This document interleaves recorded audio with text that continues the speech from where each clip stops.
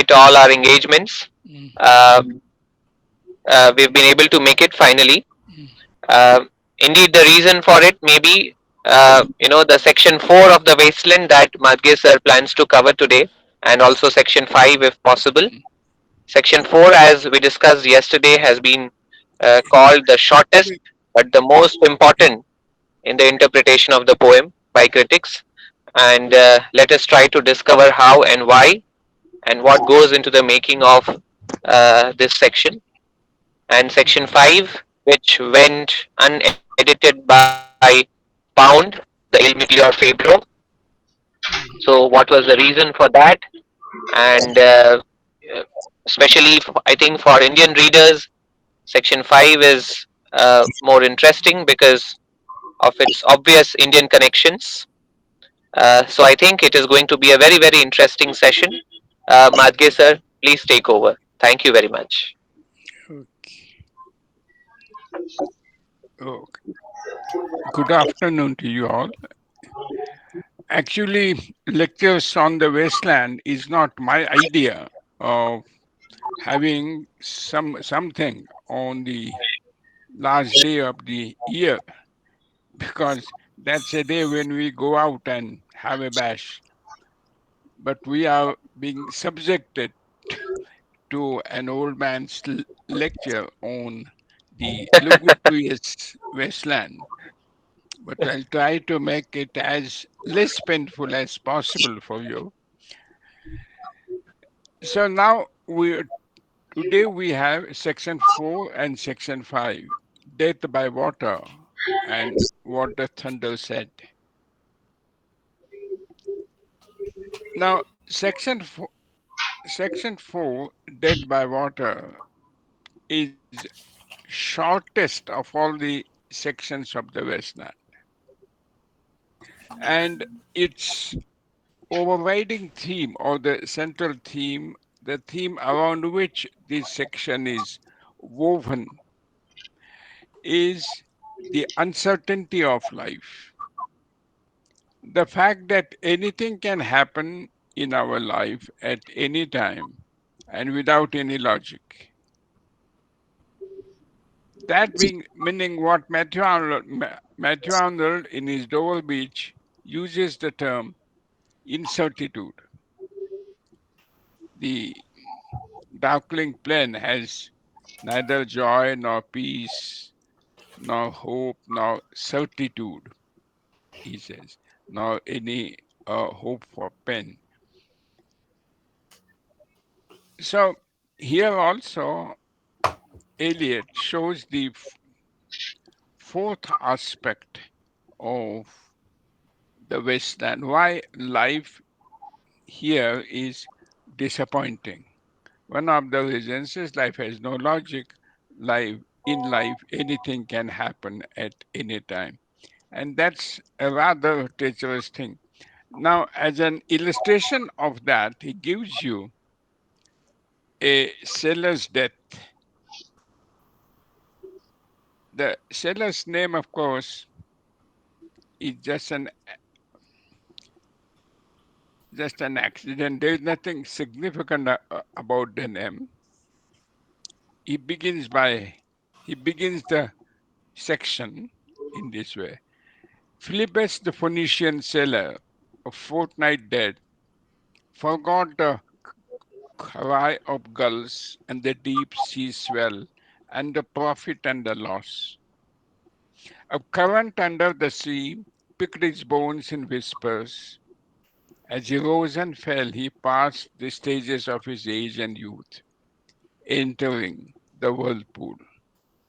And yet, now, in the last lines, the theme of the poem is almost stated very directly. Gentile or Jew, O you who turn the wheel and look to windward, consider Phlebas, who was once handsome and tall as you. So you get that. The Phoenician sailor, Phlebas, this figure has appeared in the first section. Madame Sosostris gives out those cards. She talks about the Phoenician sailor.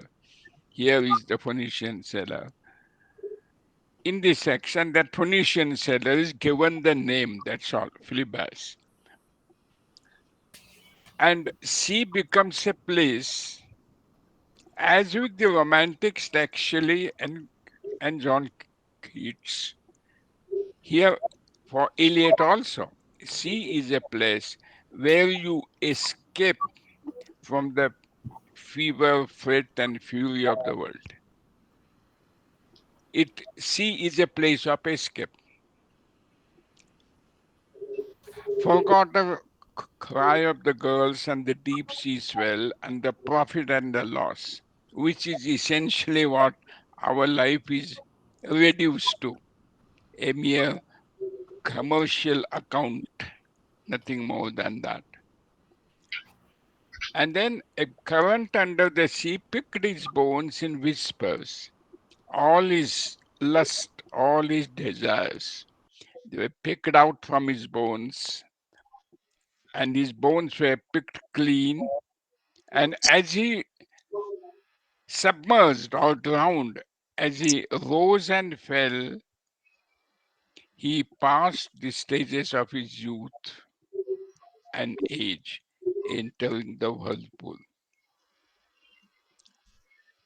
As his body went up and down the waves, he passed through, he says, like Joseph Conrad's Mr. Kuz in Heart of Darkness. Before he dies, he passes through all the stages of his life, the life that he has spent so far, passes before his eyes like a panorama.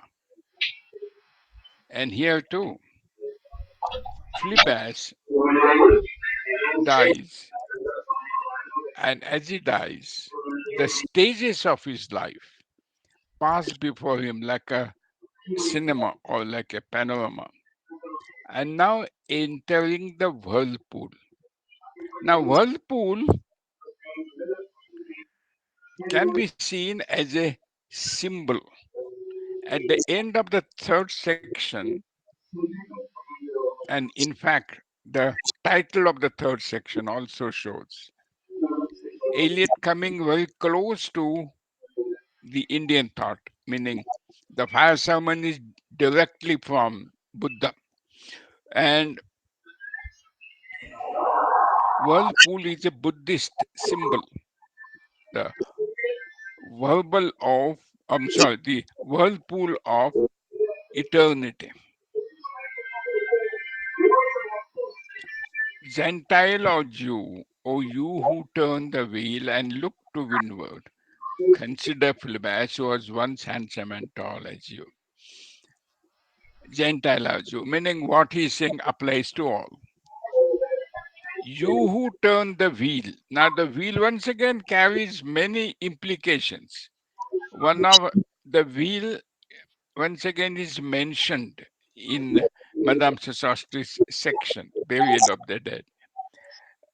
And in the original Westland, at this point, there is an apostrophe to London City, where he addresses the Londoners and he says Londoners are bound to a wheel going round and round.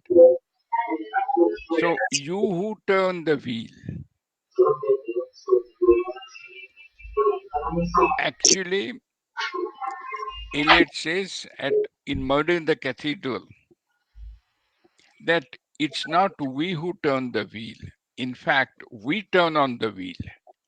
Only the fool fixed in his folly thinks that he turns the wheel on which he himself turns. So, wheel, and you think you manage the ship of life, you turn the wheel and look to windward, behaving as the wind behaves, as he says in the Hollow Man. And then consider Phlebas, who was once handsome and tall as you. Well, now Phlebas is dead, but time was when he was handsome and tall like any one of you. So the implication is what has happened to Phlebas can happen to you as well. Now, entering the whirlpool, that is, entering the eternity, whirlpool of eternity, and will getting rid of the wheel. All this has for Indian mind, this has symbolic meanings. Bound to a wheel, meaning bound to the cycle of birth and death.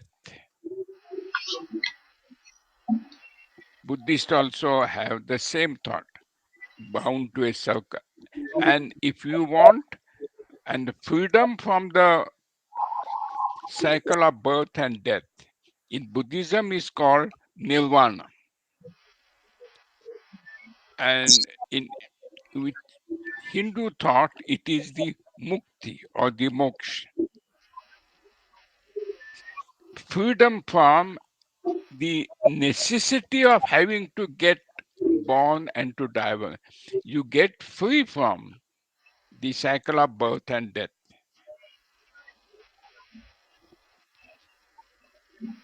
So this is the nirvana. This is the death. Phlebas has died perhaps that kind of death. So in a sense, death may be a welcome thing.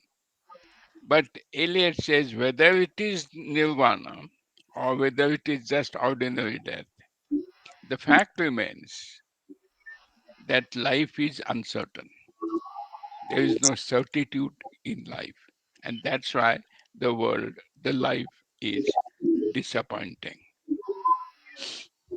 Now, this section looks very short, almost eight, 8 to 10 lines, 8 to 9 lines, actually 9 lines. Looks very short.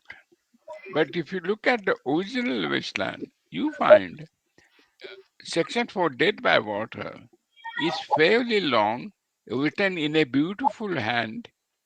And I did not know Eliot had such a beautiful hand. In the manuscript, you can find it's very beautifully written. And it's a long narrative section, almost mounting up to, there is a 90-line description of the shipwreck. When Ezra Pound saw this section, he was not very happy with it. And he used his editorial scalpel mercilessly. He reduced that line to 9 lines. From 90 lines to 9 lines. Eliot was so unhappy with this that he asked him in despair whether he should delete the section altogether. Then Pound's headmasterly rebuke came to Eliot, saying, "Nothing doing, you have it as much as I have given.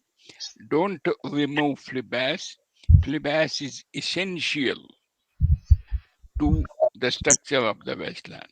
He's already mentioned the Phoenician sailor is already mentioned in Madame Sosostris. So he has to stay where he is. There he is absolutely necessary. That is how he writes in spelling also. L-O-O-T-E-L-L-Y. Absolutely necessary. Now, why does this happen? This happens because I think Ezra Pound saw the Westland as some kind of an imagist poem, an imagist epic. So he eliminated or minimized the narrative element from the poem altogether. What has remained now is only a flurry of images. Wasteland now has been, because of Pound, simply a flurry of images that Dr. Sinha talked about this, that Westland is highly cinematic. Yes, it is very cinematic. In fact, on the YouTube, you can find many films made of the Westland. Following the Westland text, there are films showing the images from the Westland, from April is the coolest month until the last apocalypse. But I have seen some of those films, not very happy with them because most of the films have very summarily dealt with the final section because they don't understand, be- not knowing the Hindu thought, they don't understand what the section is all about. Not only because of that, but you find that somehow writing is a medium far superior to shooting or painting or any other thing. Meaning, writing can do much more. If you allow me to digress, Ezra Pound, in his essay on imagism, advises that tyro in poetry don't be merely descriptive. If you want to be descriptive, remember a painter or a camera can do a better job than you can ever do. So don't be only descriptive. So should we rule out descriptive poetry altogether? Pope say, I'm sorry, Ezra Pound says if you want to be descriptive, then be descriptive in such a way, describe things in such a way that neither the camera nor the painter's brush can compete with it, can match up to it. And as an illustration, Pound gives Shakespeare's example. In Hamlet, by the end of the first scene, one of the guards says to the other, "Oh, it's the night is over, it's dawn breaking." And the breaking of the dawn is described in those immortal words. The dawn in russet mantle clad peeps over the hills, peeps over the mountains. And Pound says, look at this. No painter can show, no camera, neither Nikon or any other Canon can show dawn tiptoeing over the mountain, dressed in rosy clothes. Because here dawn is personified, and neither painting nor photography can ever personify dawn. This is something only writer's pen can do. So if you want to be descriptive like this. This is what Pound says. Now that's why the wasteland has become very cinematic because the editor was so able. He saw this great poem lying somewhere in the amorphous mass of manuscripts and typescripts. From that amorphous mass, he excised this poem. It's, as it described later on, this is really a Caesarean operation. When the manuscript was found in 1971, Ezra Pound's uh, comment was that I was a midwife to Tom, and I am very happy that the mystery of the missing manuscript has been solved without the help of Perry Mason or Sherlock Holmes. That was his comment, but by that time, Ezra Pound was very old. But he's acted as a midwife to Tom. That's a very significant remark. So he reduced it to he eliminated the narrative element altogether. Let the picture speak for itself. The writer, in any poetic statement, just to once again digress for a short while, in any poetic utterance, there are two sections. One is the image, and the other is discourse. Now, the greatness of imagism is that you present the image in such a way that discourse becomes unnecessary, redundant. You don't have to say anything. Let the picture speak for itself. And if you allow that, you acquire multiple meanings, not only one. If you indulge in discourse, you uh, limit the meaning of the image. By keeping the image as it is, you allow all the multiplicities of meaning. So that's why Eliot favored an imagistic organization, an imagist. He wanted the Westland to be an imagist epic, and that is how I have shown already, I think, in the third section, how this condenses this mythical method, this imagistic method, condenses meaning to such an extent that in about 400 lines, Pound has been able to do the work of an epic poet. Dozen books of the epic will not be able to achieve what the Westland has achieved in 400 lines, and full marks to Ezra Pound for that. Now, having done this, if you have questions, you can ask, or shall we go on to the next section? What the thunder said.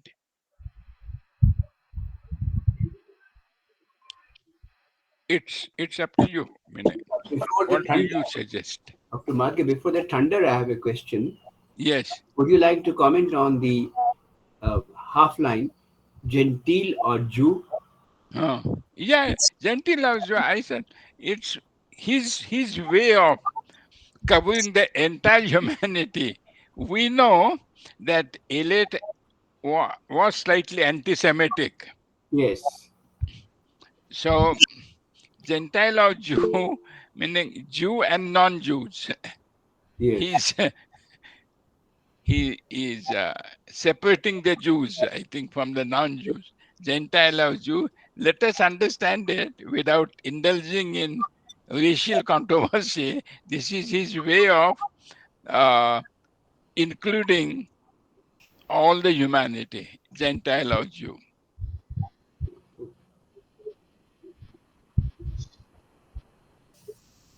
He might have said Christians and heathens. He might have said that also.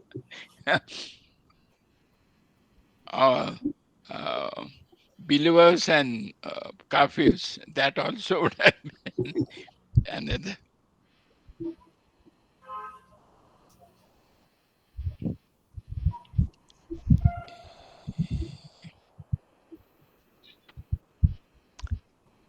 Yeah. Yes, before we move on to section 5, Oh, huh. do we have questions based on section 4 or anything that has gone by till now?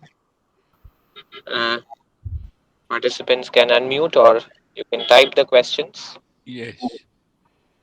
That will also allow us maybe a 2 3 minutes break. Yeah. Some breather for us. Yeah,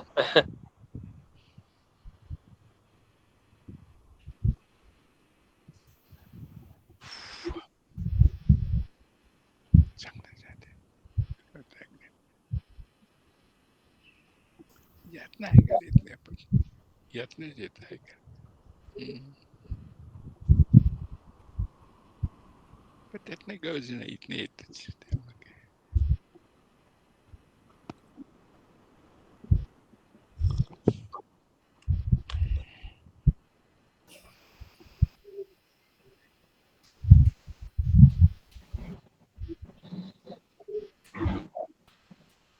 Madge sir, I was thinking, why mm, Eliot mm, chooses death by water over other elements. mm, Why water out of all the elements? I mean, did he want to uh, deliberately give this imagery of the whirlpool and and why a sailor only out of all the other professions? mm. No, one reason can be about sailors. There can be one reason. There, that is the biographical reason I can find.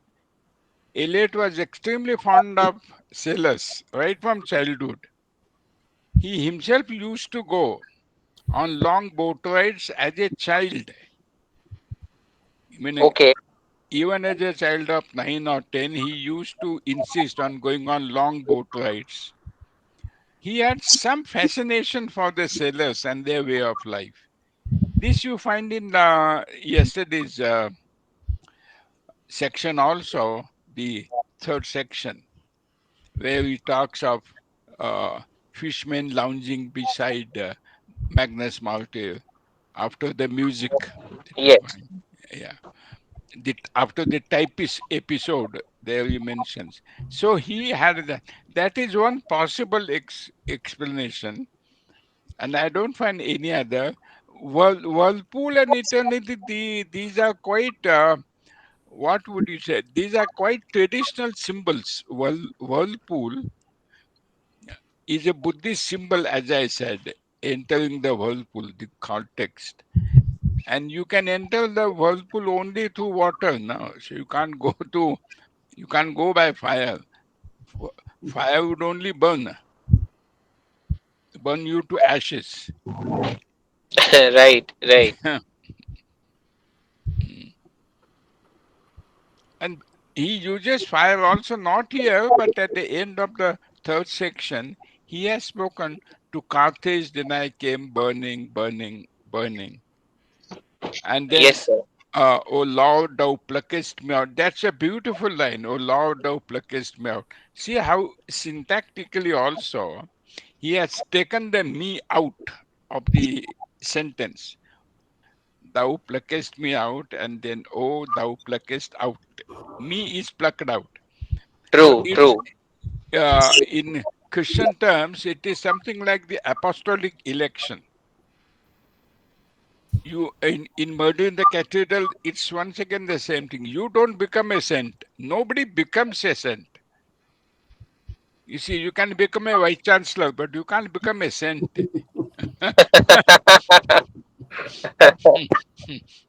So,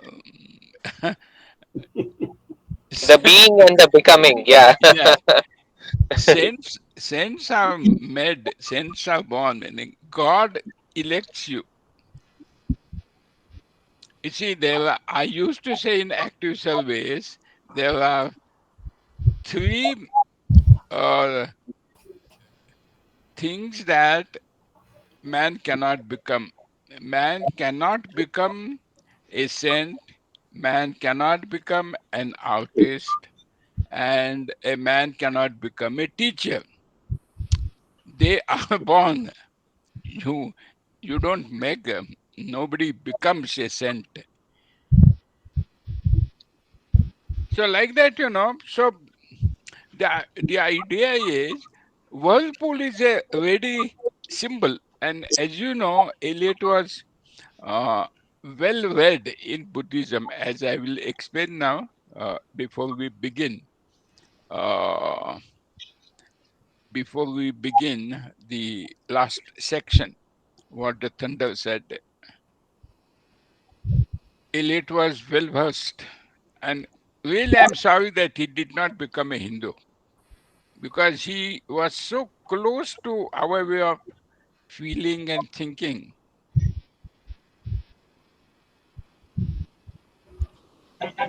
He ultimately chose to remain European and a Christian.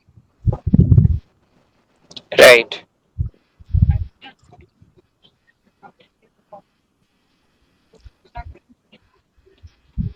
Do we have any other questions?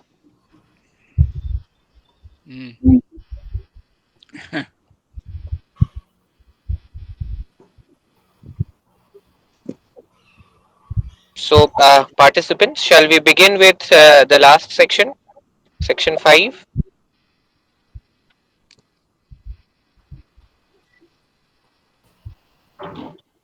Yes, sir, sure. All right. Okay then. Yeah, yeah. Thank you, sir. Okay, we can start.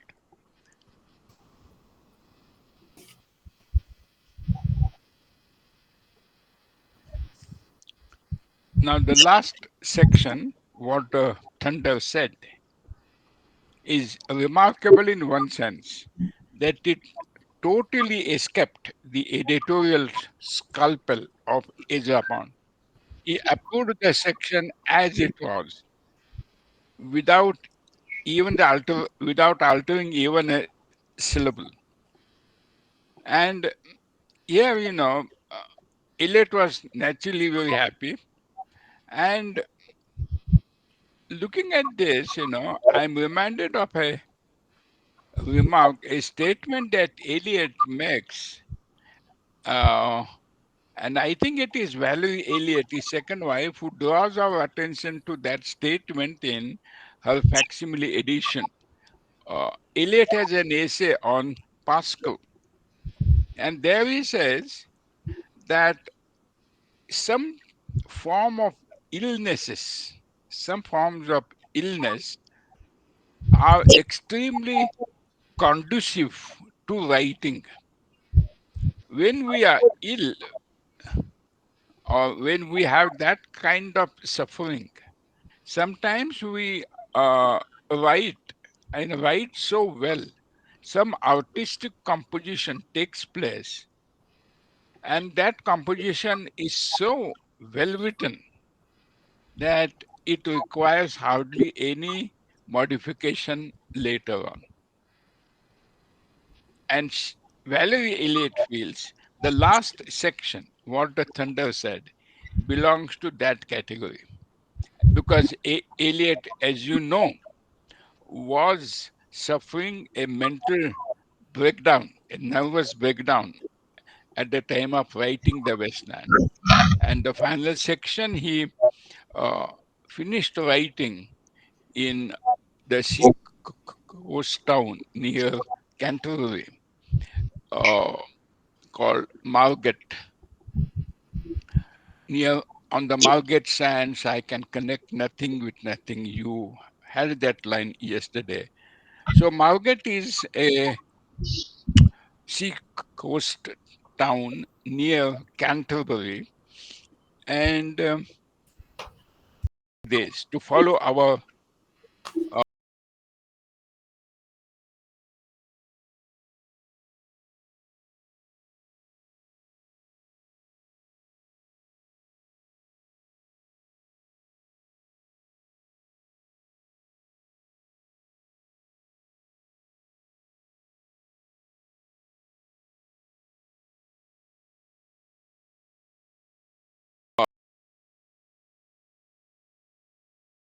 there he composed this section, reversal of the natural.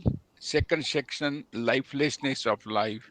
Third section, debasement of all romantic ideals. The fourth section, uncertainty of life. And life, the world being such, the civilization of the world is not only imminent but inevitable. This kind of civilization is bound to collapse. This is what he says. Then is it on the negative note that the West End ends? Certainly not. This is only the first part of the fifth section. The second part of the fifth section is how we can regenerate this wasteland, how we can set our lands in order, what has to be done. And to do that, Eliot comes to meaning, for to Eliot's help come the Hindu scriptures, the Upanishads. That we will see. The line also meaning this section also contains According to Eliot, the best 30 lines of the poem,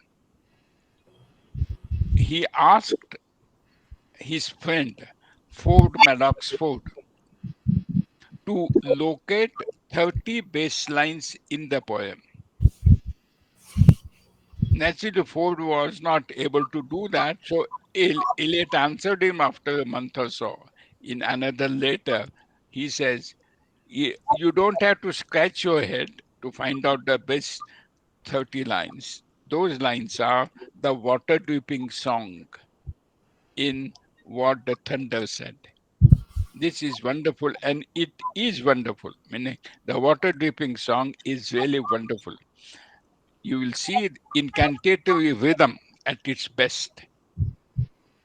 So, here first we begin. The section begins with an uh, atmosphere of an apocalypse. Something cataclysmic is going to happen, and uh,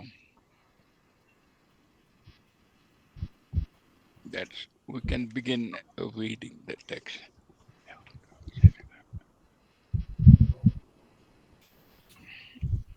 Yes, yes. What the thunder said, and what the thunder said. Let me repeat. Those of you who are not aware, this is the title is simply it refers to a story in the longest Upanishad, Brihad Aranyak Upanishad. And the story is like this. The story is quite interesting. Let me tell you the story now itself so that we can go to the section uninterrupted. The story in the Upanishad, in the opening part of Brihadaranyaka Upanishad, the story is simply this. There is the god Prajapati, who is the father of the world, as we are told, and he has three children, gods, men, that is humans, and demons. And they undergo learning, they are still learning at the hands of Prajapati. When their education is complete, now they want to know they want to know how to live in the world. So they go to Prajapati and ask him that question. Father, how to live in this world?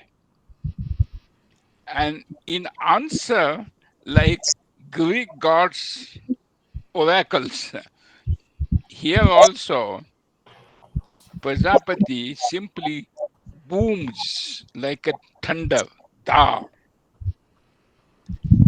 and asks his children to go away. Now, the children don't know what da means. Everybody interprets in his own way. Gods say da means damyata, shama and dhamma, what we call in our damyata, that is control.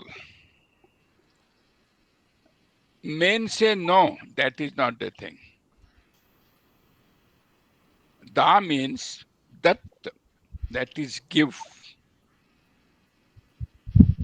and demons say no, that is not we think it is. Da means dayadvam. Dayadvam means sympathize. And they start quarreling who is correct among themselves. They decide, let us go back to father and find out. So they go back to Prajapati and s- tell him, this is what we think about your da. So who is right? Prajapati's answer once again is baffling, like the Greek oracle's answer. Uh, the the answer is You have all of you are all of you are right. You have understood according to your own light. Go and live accordingly. So there is the multiplicity, meaning what I want to suggest, even in Upanishadic times, the fact of multiplicity, or I will go a step further to modern physics. Modern physics also now talks of multi-validity. A valid answer is not only one answer, there can be many answers equally valid. 2 and 2 can be 4, 5, 6. It's only in mathematics 2 and 2 is 4. But in life, it can be 5, 6, 7. It can be 3, 1, whatever. So, multiplicity, multi validity is a concept that runs through this. And that's why in his Chicago address, Swami Vivekananda very proudly tells in that celebrated address, he says, yes, India has taught, we have taught the world the notion of universal toleration, but we also believe that all religions are true. Now that is remarkable coming as it does in 1891. And now that we talk of Swamiji, I, I often feel, unfortunately, Eliot was not able to meet Swamiji because at that time Eliot was very small. Swami Vivekananda went to Chicago in 1891 and Eliot was born in 1888. So that time Eliot must have been just a child. And by 1901, uh, Swami was not here, meaning he left for his heavenly abode. So when Eliot became a young boy, by that time Swamiji was not there. But had he met, and I think Eliot would not have been such a tormented soul as he became later on. Let us see.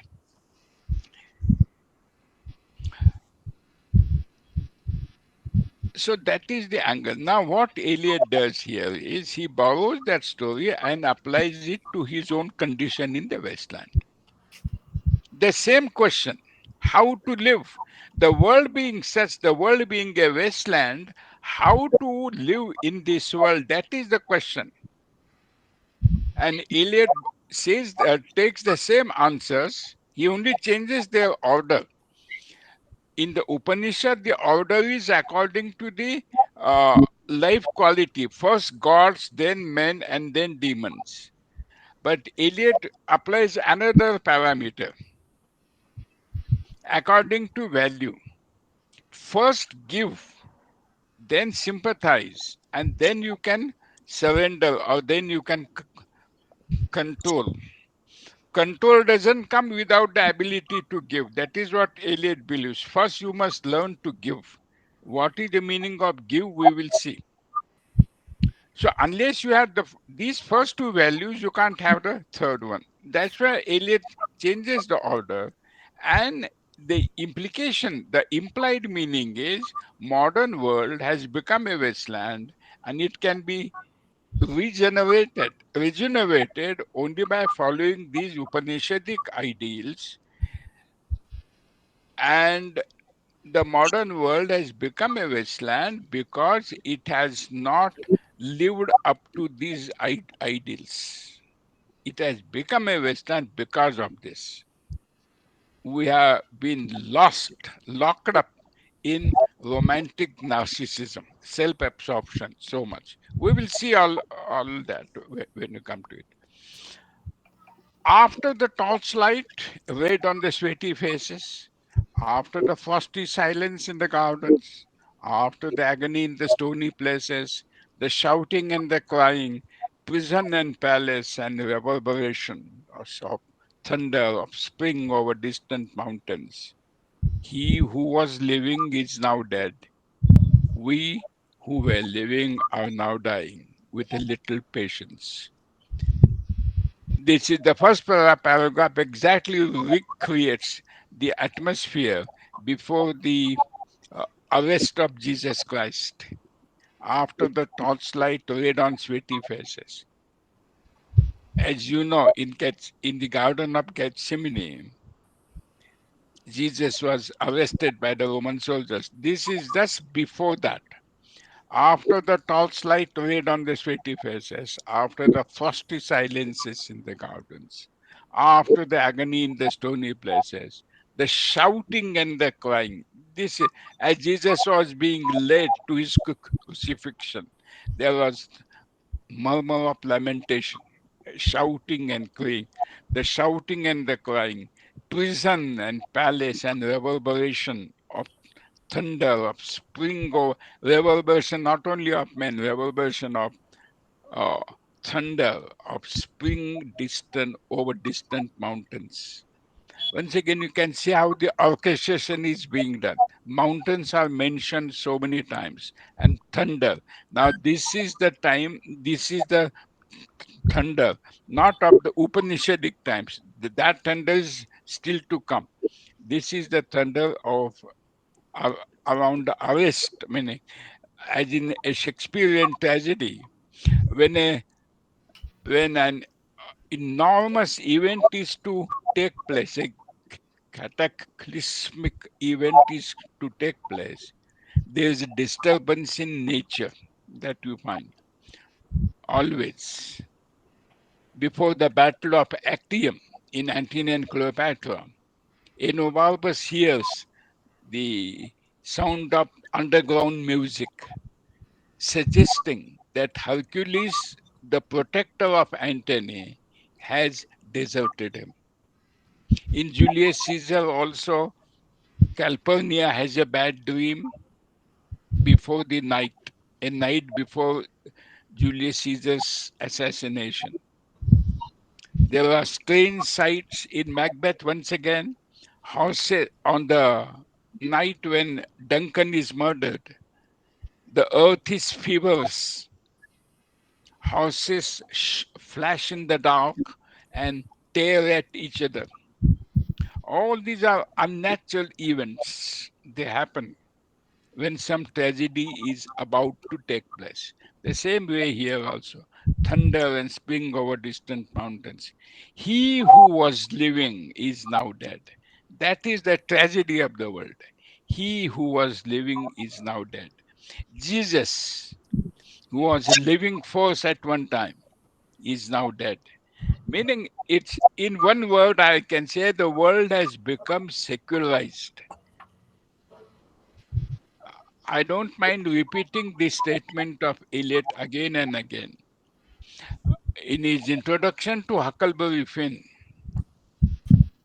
he admires Mark Twain for looking at the river as some kind of a god and not simply a force of nature.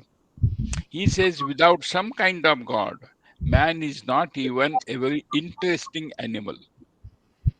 This is, I think, a very strong statement in favor of having some kind of religion or against secularization of life. He who was living is now dead, and we who were living are now dying with a little patience. As we desert religion, we are slowly dying, and our death is useless, not the nirvana type of death that Philibert had. A little patience. And now starts from here, those 30 lines, the water dripping song. It's wonderful. You will simply like that, I'm sure. Here is no water, but only rock. Rock and no water, and the sandy road, the road winding above among the mountains, which are mountains of rock without water. If there were water, we should stop and drink. Amongst the rock, one cannot stop or think. Sweat is dry and feet are in the sand. If there were only water amongst the rock, dead mountain mouth of curious teeth that cannot spit. Here one can neither stand nor lie nor sit. There is not even silence in the mountains, but dry, sterile thunder without rain. There is not even solitude in the mountains, but great sullen faces sneer and snarl from the doors of mud-cracked houses. If there were water and no rock, if there were rock and also water, and water, a spring, a pool among the rock, if there were the sound of water only, not the cicada and the dry grass singing, but sound of water over a rock, where the hermit thrush sings in pine trees, dip, drop, dip, drop, drop, drop, drop, but there is no water. You can see this wonderful incantation.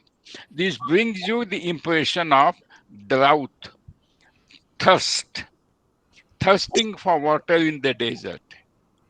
This becomes symbolic of the spiritual aridity in life. Living in this wasteland is like walking through the desert, dying of thirst. Just as in desert you long for water, walking through this wasteland you die for meaning. What is the meaning of it all? Why am I here? Who sent me here? And the basic question, who am I? Now,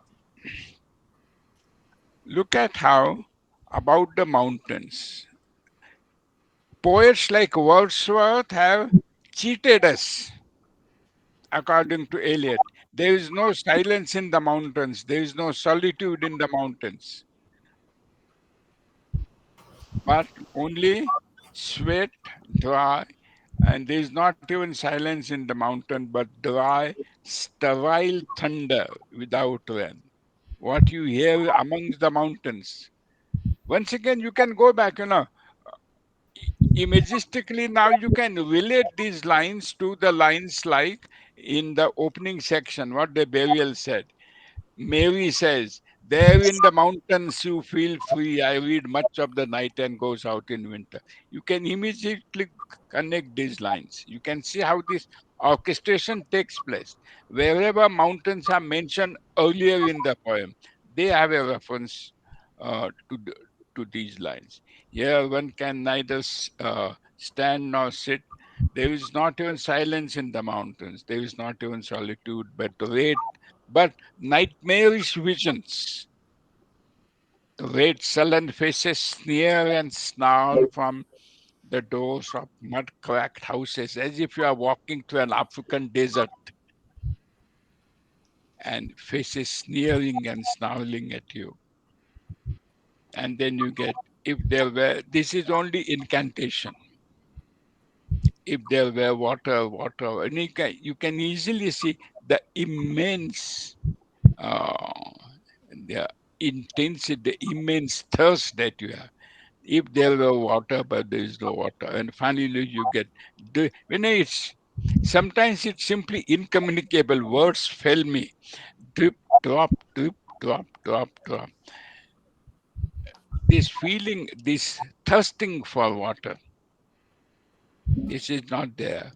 Do you remember any poem where the protagonist also longed for water, and that is ancient mariner? In Coleridge's poem Ancient Mariner, it's the water everywhere, not any drop to drink. When Ancient Mariner is locked up here on his painted ship on a painted ocean like that, when as a punishment for his crime against nature by shooting down an albatross, the ship has come to a standstill. He's just there uh, in the waters, I mean, in the sea. The ship doesn't move, wind has died down. The wind, he's, and there is no water on the ship. There, there is water here, water there, everywhere. He's surrounded by sea, but he can't drink that water, not a drop to drink. Spiritual aridity. Ancient Mariner is a poem of spiritual aridity, and so is the Westland, spiritual aridity. In fact, there is a very fine article by Marsh Florence comparing. uh, The Ancient Mariner with the Wasteland. It's a very fine article. Long back, it was written in, the article was written in 1957. So long back, but it's a good article. Except one thing I don't agree with him when he says Eliot was unwise in universalizing the problem. The problems are spiritual problems are always personal problems, and Eliot should not have universalized them. But this shows that Marx was influenced by then current opinion that the Westland is a representative poem, which it is, as we say, not. It is more than that. It's a personal cry, a rage of a bird in a cage. If you want to go by the epigraph, the Sibyl entrapped in an ampule, saying, I wish to die. The theme of entrapment. And so the wasteland, I say, is a rage of a bird in a cage, to use the words of William Blake. Okay, now in the next paragraph, you have the illusion. Who is the third? The road to Emmaus. Here is a mixture. There were two apostles of Jesus after Jesus' death. Two apostles or two disciples of his were going towards Emmaus.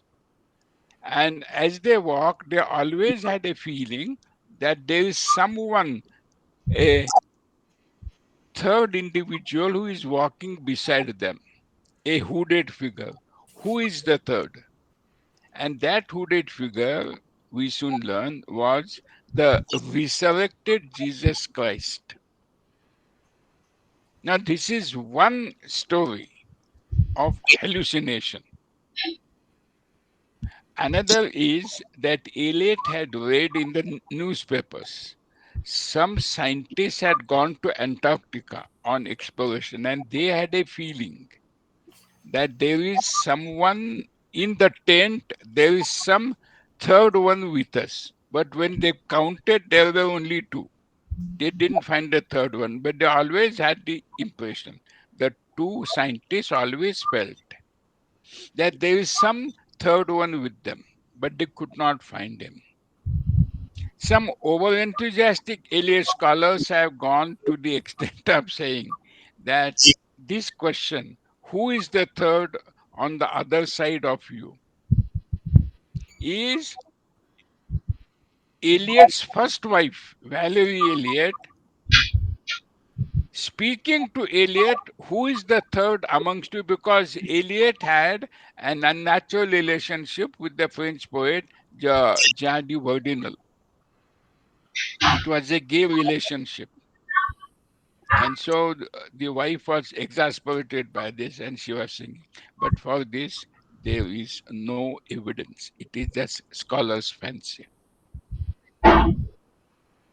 Let us see this now. Who is the third who walks always beside you? When I count, there are only you and I together. But when I look ahead up the white road, there is always another one walking beside you, gliding wrapped in a brown mantle, hooded.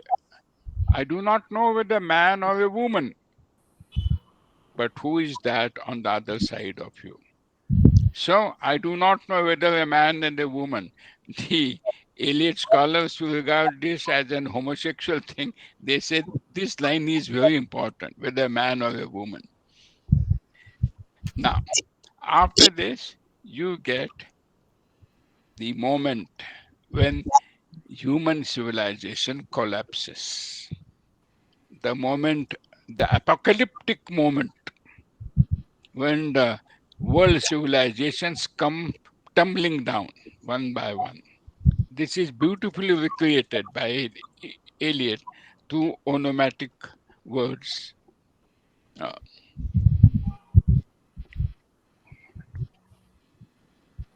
what is that sound high in the air? Murmur of maternal lamentation. Who are those hooded hordes swarming over endless plains, stumbling in cracked earth, ringed by the flat horizon only? What is the city over the mountains? Cracks and reforms and bursts in the violet air, falling towers, Jerusalem, Athens, Alexandria, Vienna, London, Bombay, Calcutta. Unreal. So one by one, all the civilizations collapse, as you will find. This is only that moment. What is that sound high in the air? Murmur of maternal lamentations. That is maternal It can go back to the time when Jesus was taken to Calvary for his crucifixion. And who are those? Or it can also refer to the uh, invasion by Soviet forces into Eastern Europe. So, who are those hooded hordes? Exactly, that is very specific.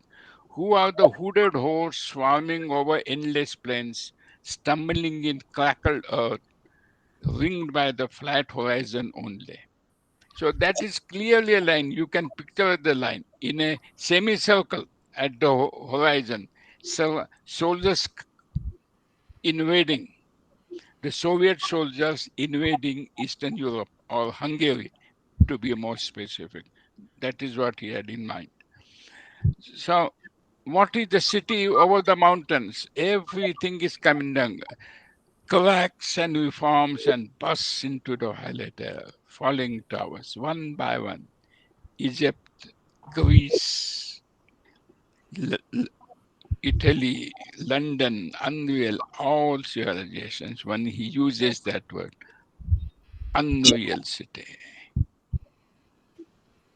And now look at strange things happening. This is a tragic event, and as in a Shakespearean tragedy, the cataclysmic event is always accompanied by some strange, eerie events taking place.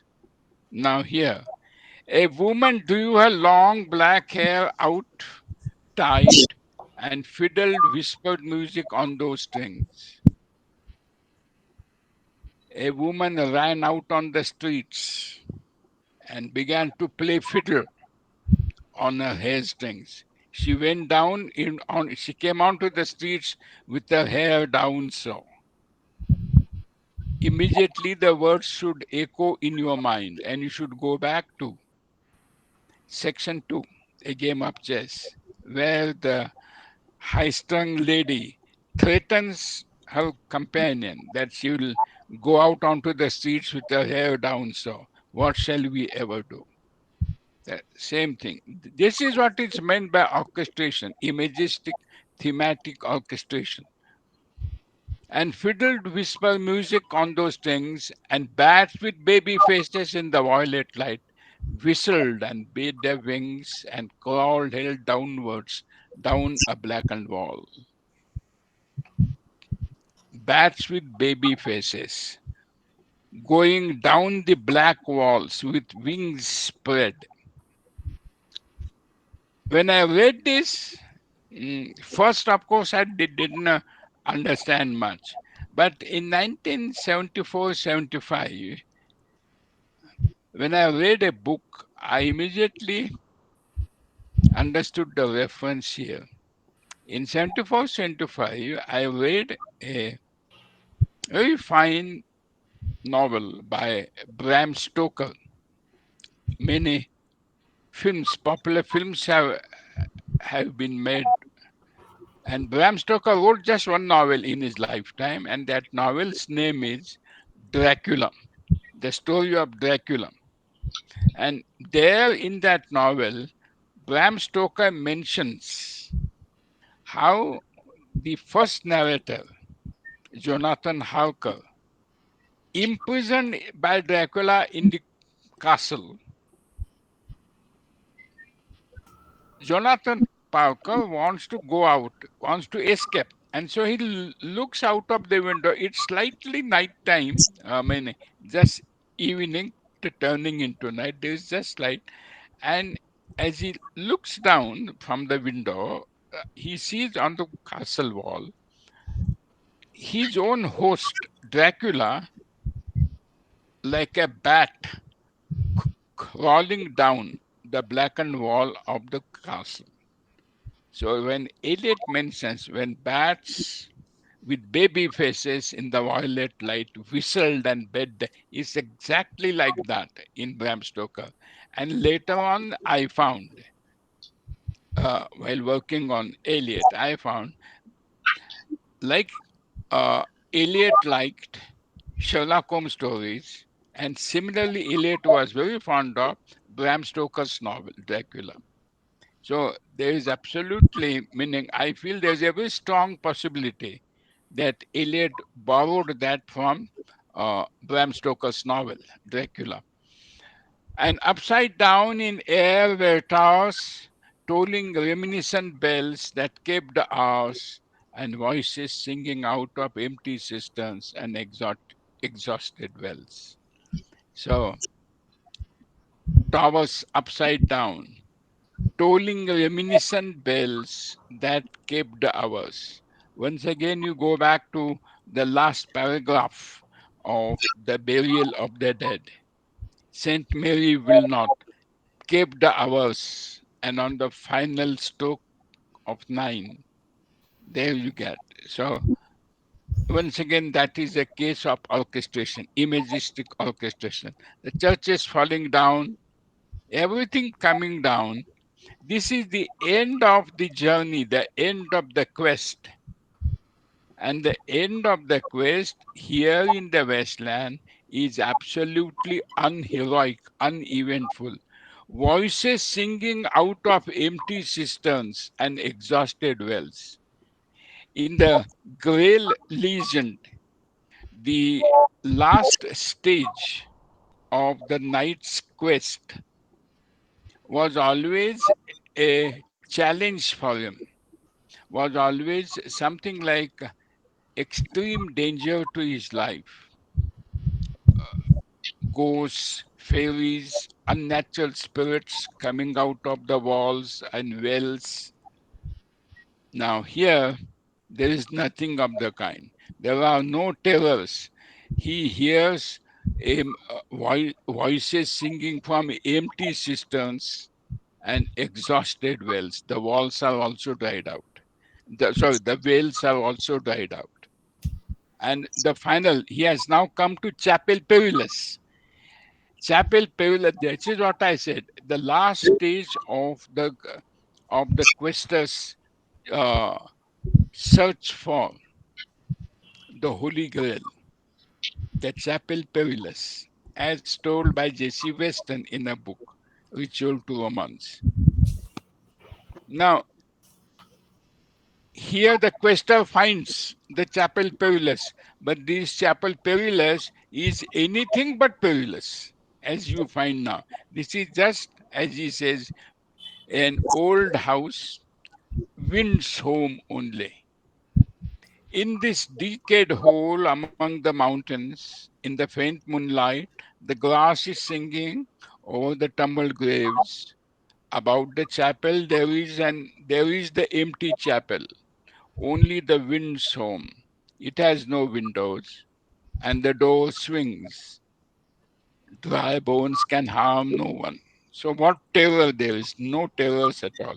Only a cock stood on the roof tree. Co co rico co rico co. In a flash of lightning, then a damn gust bringing rain. So this quest is absolutely disappointing. There is just nothing. It is most uneventful. The end, the chapel perilous, is anything but perilous. And now comes the moment of apocalypse. In a flash of lightning, then a damn gust bringing rain. And now see from the next moment, it is all India. Look at what he says. Ganga was sunken, and the limp leaves waited for rain, while the black clouds gathered far distant over Himavant.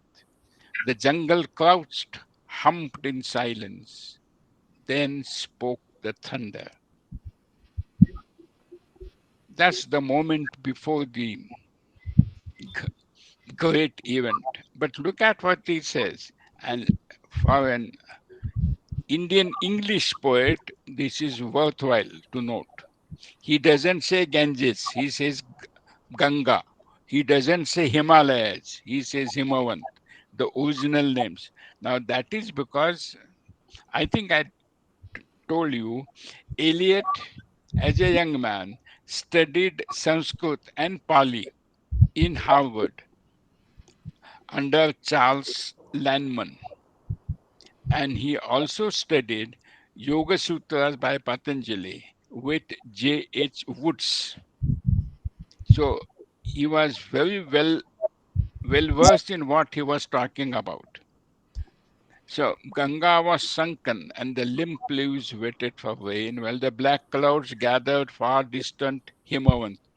Himavant is the original name, the Vedic name for Himalaya. The jungle crouched, humped in silence. This is very, as Dr. Sinha rightly said, it's very cinematic. You can picturize in which is the very moment before you, and then spoke the thunder. If I were Eliot, I would not have said spoke. I would have said then spake the thunder rather than spoke. Spoke is very modern. So then spoke the thunder. Thou, that what have we given? My friend, blood shaking my heart, the awful daring of a moment's surrender, which an age of prudence can never retract. By this and this only we have existed, which is not to be found in our obituaries or in the memories dropped by the beneficent spider or under seals broken by the lean solicitor in our empty rooms. Wonderful passage. What have we given? The ability to give. What does it mean, ability to give? The awful daring of a moment's surrender, which an age of prudence can never retract. The moment when we give ourselves away, or to give, we complete surrender ourselves. This may be even a moment of folly, as he says, this may be a moment of folly, but it is a moment which later on your social prudent life cannot get back. That moment of folly is a real moment. This is a moment when you really live. To slightly alter the words of Heidegger, this is the authentic moment.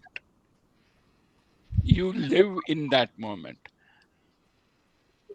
All other moments, what we call the social life, is simply a masquerade, a faces, as Prufrock says.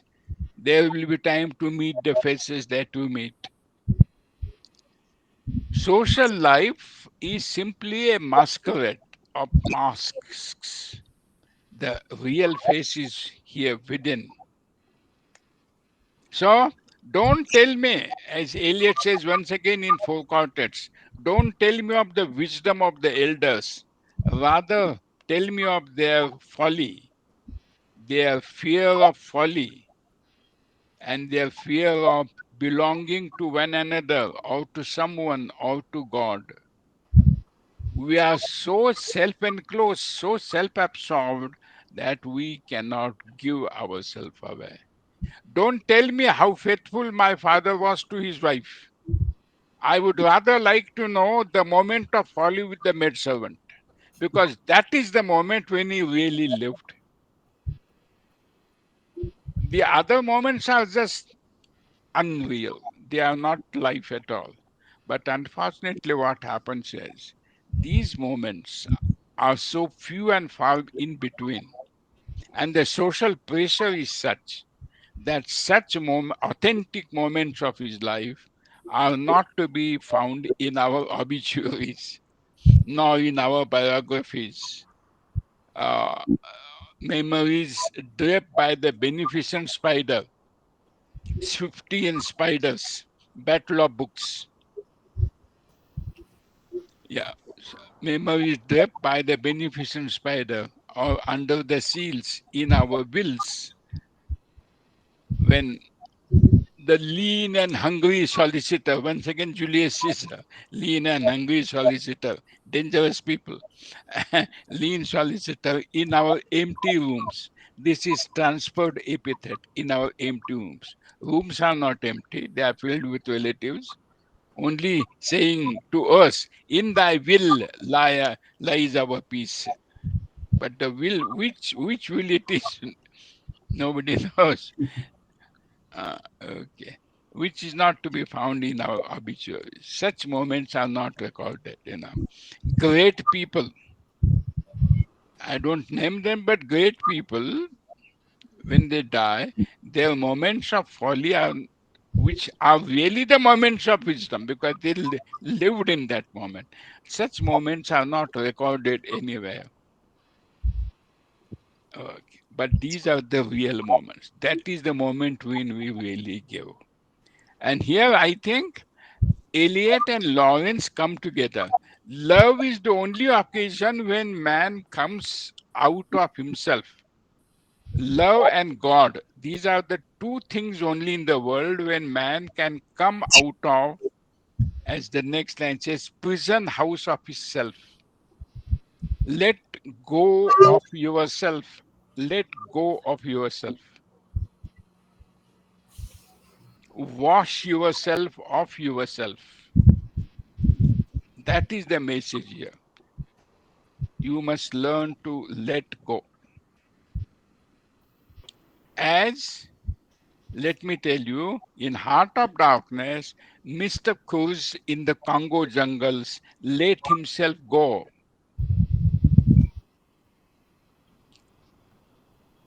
And when he dies, when the boy comes out saying, Mr. Cruz, he dead, in the Hollow Man, that is the epigraph. Mr. Cruz, he dead. That is a shattering announcement for Eliot because these are real men, lost violent souls. And what are we? We are just hollow men, stuffed men, empty men. The world is now inhabited by the hollow men. But people who had the moral strength to stand, to surrender themselves to moments of what world calls folly, but it is really the moment of wisdom because that is the first step in gaining spiritual knowledge. You must surrender, learn to surrender yourself. One who can surrender to his beloved will find it easy to surrender to God. One who cannot surrender to beloved cannot surrender to God. Now come to the next. Dayadhvam. I have heard the key turn in the door once and turn once only. We think of the key, each in his prison. Thinking of the key, each confirms a prison. Only at nightfall, ethereal rumors revive for a moment a broken coriolanus. This is once again a story from Dante's Ugolino, Dante's uh, Inferno. There is a character called Ugolino, and he is locked up in a castle along with the children and this key is lost. So the key turns once only. Modern man is like those people locked up in the prison house of their own self, and they don't know how to get out of it. How can they get out of it? The answer is the Buddhist answer: sympathize, compassion. That is so much natural for demons to say in the Vedic story also. Dayadvam. Learn to sympathize. Learn to be compassionate, have compassion. As you know, in Buddhism, compassion is a great virtue. And only when that happens, the broken Coriolanus. Shakespeare has that play on the Roman emperor Coriolanus. He was extremely proud, extremely arrogant. In that play, for instance, when the Roman Senate banishes Coriolanus from Rome, Coriolanus very proudly says, "Who are they to banish me? Rome banish me, I banish Rome." That is the arrogance, that is the pride of this man. But now that locked up, Coriolanus is a symbol of arrogance. But now Ugolino, locked up in the prison whose key is lost, is like a broken Coriolanus. So this broken Coriolanus revives for a moment when he thinks of the possibility. Through sympathy and compassion, it's possible to open the door of his prison. And now, finally, if you have mastered these two virtues, you can easily gain the second. In Upanishadic, in Vedantic teaching, these are the two virtues, Shama and Dhamma. So, Damyata, the controlling of senses, Damyata, the boat responded gaily to the hand expert with sail and oar. The sea was calm, your heart would have responded gaily when invited, beating obedient to controlling hands. So, this is the advantage. When you sit in a boat, you surrender yourself to the boatman, and he being an expert, the ship of your life sails smoothly. That is the idea. When surrender yourself into the hands of an expert, that is God, and the ship of your life will sail smoothly, beating obedient.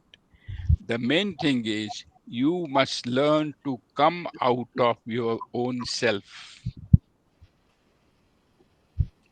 As long as you remain romantically self absorbed in this narcissistic self absorption, the hope of redemption is practically not there. So you must. So the idea now you will find there is a need to change.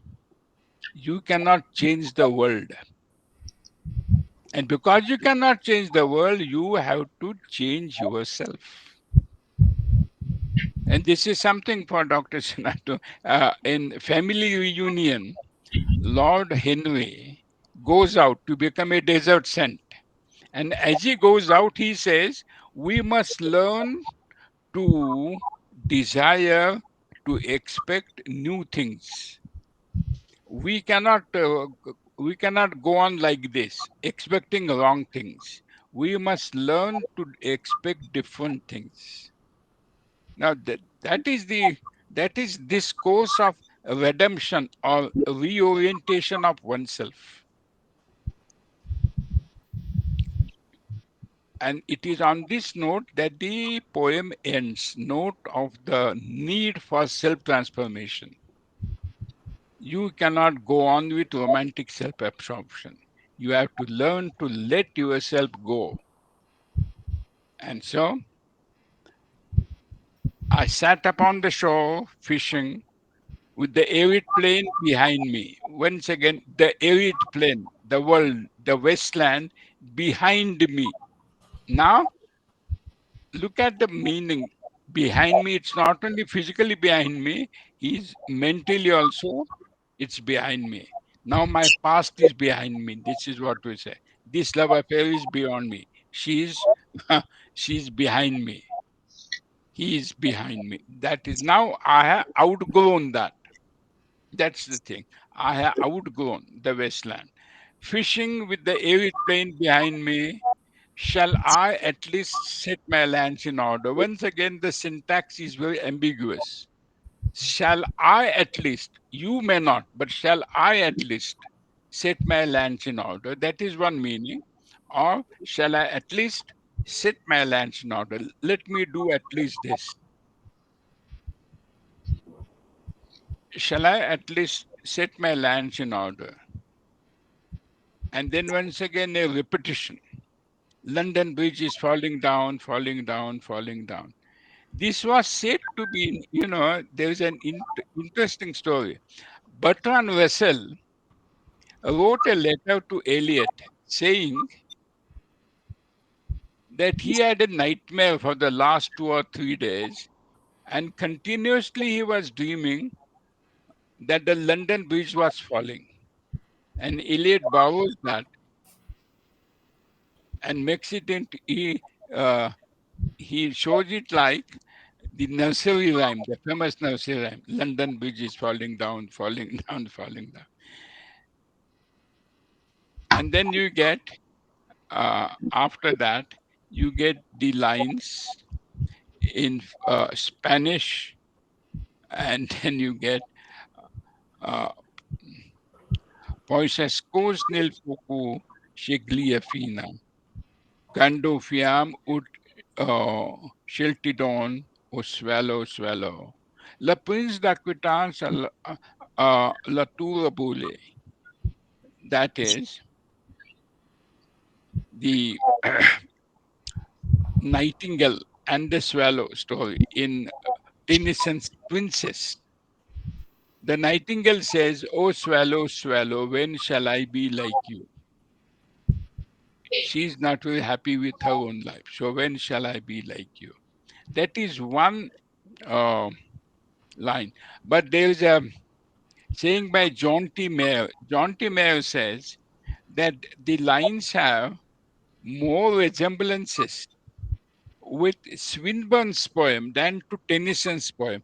Tennyson's The Princess is there, but more than Tennyson's Princess, the reference is to Swinburne's poem Itylus, Itylus, Itylus. And in Itylus, the nightingale says, "Let me die to the world of the nightingale and become a swallow," which is exactly what this quester is doing. He is dying to his earlier quests and undertaking a new life now, the life of the swallow. And here, the quester, life of a new form of quest, an ascetic, from a questing knight to an ascetic, or to speak my terms, from a knight to the center. So that's there. And then La Prince d'Aquitain à la Tour Aboli. That is wonderful. Uh, this is from Nerval, the French poet Nerval, and there's a sonnet called The Disinherited. The sonnet's title is The Disinherited. And there, the Prince of Aquitaine, which is a province in this Brittany, uh, Aquitaine is a province of France, which is well known for the tradition of troubadours. Troubadours, as you know, contributed a lot to medieval romanticism. So the troubadour tradition was very active in Aquitaine. But because of the Albigensian War, that tradition was destroyed in the 13th century after that. And the Prince of Aquitaine feels now surrounded by the tower that is abolished tower, the fallen tower, Alatu Aboli, abolished tower. the tower is abolished, and the abolishing of tower symbolizes the abolishing of the troubadour, the romantic tradition, and Prince Equitan therefore feels himself disinherited. The quester in Eliot's Wasteland also feels disinherited of the earlier traditions. And so now, if he has to rebuild his world, if he has to regenerate his world, he must go back to these are the fragments, these fragments I have showed against my ruins. So these lines in different languages, these lines, these are the fragments that I have showed. This is And way to then five you get minutes. the line, why then I'll fit you. Hieronymo is mad again. This is once again a line referring to the Spanish tragedy, Thomas Kit's play in the pre-Shakespearean drama. The Spanish tragedy occupies a very important place. Why then I'll fit you in that tragedy? Hieronymo, who takes the revenge of his son's murder by making the villains participate in a drama where these characters now speak each one in different languages, so they don't know what the other person is speaking, and that is how they finish themselves one by one. That is by using the polyglot method. Using the polyglot many tongues method, Hieronymo destroys his enemies and takes his revenge, fits his enemies. Similarly, the quester says, through by using the final lines in different languages except English, uh, his own quests and his quest for beauty, love, all have been, in a way, his enemies. So he has finished them off by using this polyglot method. And now he goes to repetition of those Vedic injunctions. Datta dayadvam damyata. Shanti, Shanti, Shanti. That is Shanti, Shanti, Shanti. Meaning, we must know this. Lewis had this to say that the word Shanti at the end of the wasteland is sounds ironic. Okay, I think. Okay. So, uh, uh, Shanti is ironic. After describing the debris of civilization, to say Shanti is ironic. But I think he says that because he understands Shanti only in one sense, Shanti as benediction on the general world. But the word Shanti is used in another sense also, and that is an appeal, an, an appeal to uh, God to send a request to send fertilizing showers to this wasteland. So, once understood in that sense, Shanti is not at all ironic. In fact, that is the meaning. Because I have known from practicing Brahmins, although I don't know, but practicing Brahmins tell me who have been trained in Vedic schools, they say that Om accompanies Shanti. When Shanti is used as benediction, it is always Om Shanti Shanti. But when Shanti is used without Om, it becomes a sort of appeal, a request, an earnest request. So when Eliot, that's why I said Eliot knows what he's talking. He was well versed in Vedic literature. He knew what he was doing.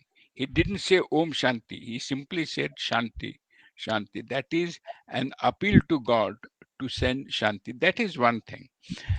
Eliot translates the word Shanti in the note as peace that passeth understanding. In the earlier editions of the Wasteland, Eliot had said that the translation of Shanti as peace that passeth understanding is a very feeble translation. It doesn't quite fully express the rich content of the word Shanti in Sanskrit. So Eliot had more than the Christian peace in mind when he said Shanti. That is very obvious. And when we were children, when we were young men and heard about the Westland for the first time, and the teacher told us how this poem ends on Shanti, we were extremely interested and curious to know, to see this poem, this English poem in 1920, ending on Sanskrit words. That was remarkable for us. Of course, we didn't know, and I don't know Sanskrit at all. But it was quite interesting to learn that an English poet ends his poem on the word Shanti. That was rebellious enough in 1920. And now, Westland is more than 100 years. It's 100 not out. It is still likely to go on.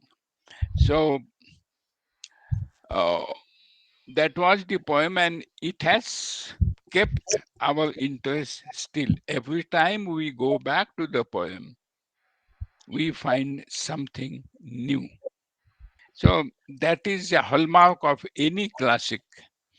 And I hope when you also go back to the West and you will find something new for, for you. It has been my attempt only to show you the way. It's for you to go. Um, if you like it. And I hope it has been meaning. My talk has been of some help to you in trying to get certain doubts cleared or some things clarified. But it was my attempt. Uh, I enjoyed the talk very much, and I thank Dr. Sinha Parth also for giving me this opportunity. I was trying to find out really because it had completed 100 years and I wanted to do something for the Westland and I was not able to do. But so luckily I got this opportunity, almost heaven sent, and was able to pay my respects to the great master. Finally, I should like to recall Eliot's words about Shakespeare in his essay John Ford. Uh, Eliot has an essay on John Ford, and there he says about Shakespeare this thing about someone so great as Shakespeare. Perhaps we can never be right. And if we cannot be in the right, it is better for us to change from time to time our way of being wrong about him. Now, I apply those words to my own lectures also. If my lectures have not been able to show you the real right Eliot, at least I hope my presentation has altered, if ever so slightly, our ways of being wrong about someone so great as T.S. Eliot. So, thank you very much. Thank you, Madge sir. This was really